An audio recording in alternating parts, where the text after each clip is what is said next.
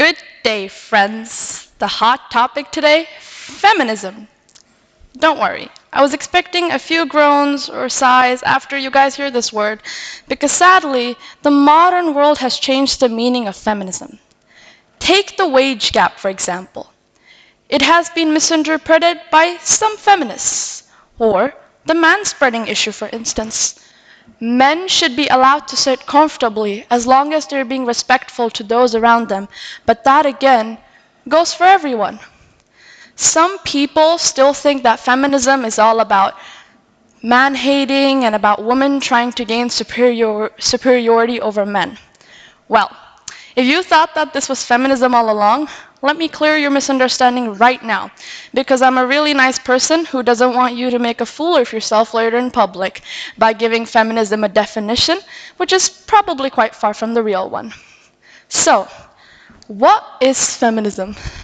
Feminism is a political ideology which advocates equality between both sexes.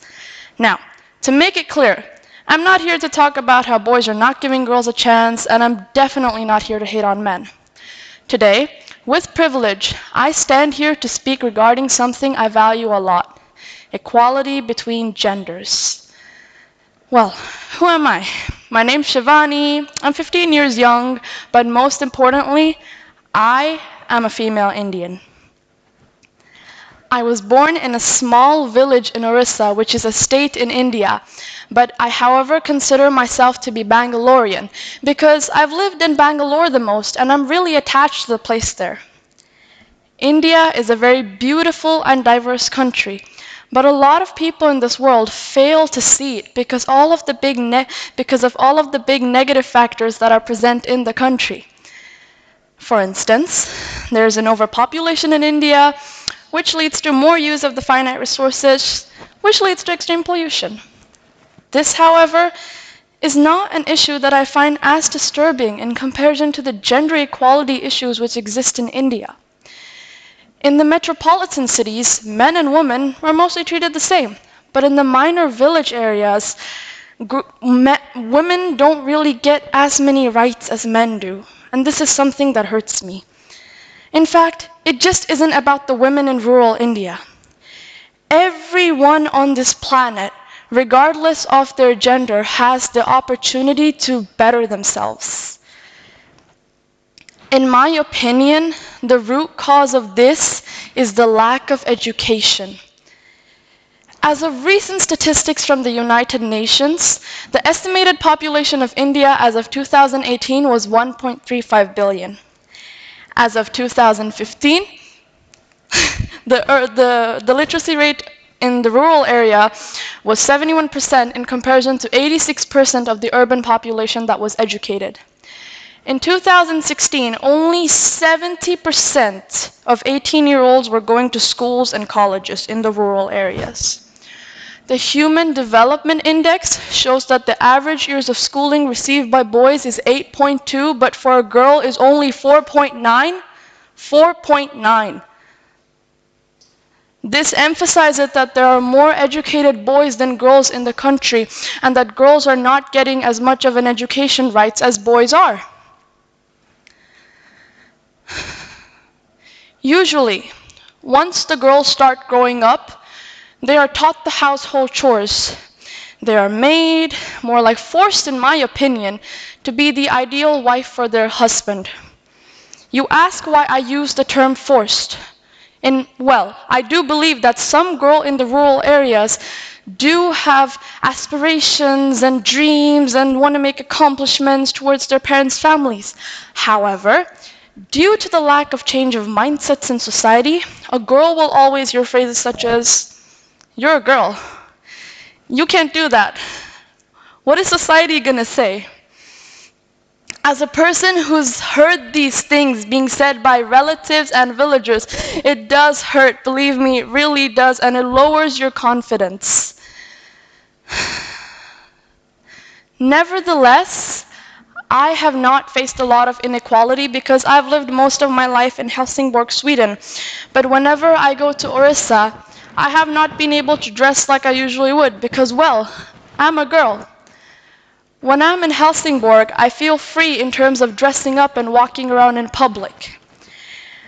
The problem in Helsingborg is nearly not as big with in comparison to the problem with respect and women's rights in rural India.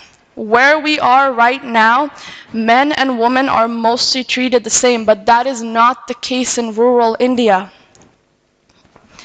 According to OECD, which is the Organization for Economic Cooperation and Development, Sweden is ranked as one of the best countries in terms of gender equality. Women outperform men in education, are well employed, and are even well represented by the government and the parliament. According to the Global Gender Gap Index in 2017, Sweden was the 5th most gender equal country in the world, and India, on the other hand, was at a low 109th position. Now, if you look at just economic participation and opportunities for women alone, India ranked at a 139th position in 2017. I usually see girls in the rural areas being told off for the most ridiculous things. And it just hurts because even after 71 years of independence, where the country is making amazing progressions in every single field and is developing socially and economically, some people in India still can't learn and understand how to respect women. We are so scared of being judged that we just try to stay in the safe zone and just fit in with everyone because it hurts to be judged. It really does. To solve the problem, start small. Unite as one and just speak up in general. If you see something wrong happening with a girl, speak up for her. This not only makes you a brave person, it also gives her the confidence to raise her own voice. You are a part of society, so change starts with you. I only speak about girls in my context because in rural India, it's the girls who don't get as many rights as boys do. If it was vice versa, I would be here talking about equality for boys. Sometimes, if someone's opinions have a negative impact on your life, you should just start caring less about them. On the other hand, if something hurtful is being said to you, try to speak up for yourself. I urge you to dream, aspire, and work hard to achieve your dreams. This is not just a concerning topic for me, it is as well for many other people in this world. For example, on her birthday in 2018 of September, Canadian YouTuber Lily Singh designed Rafiki bracelets with every single purchase helping girls in India, Kenya, and even Ecuador to go to school.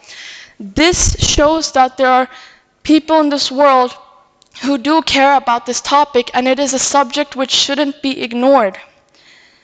This talk is something that I hope will inspire young Indian women in the rural areas that there is so much more to your life than just being the ideal wife to your husband and mother to your children.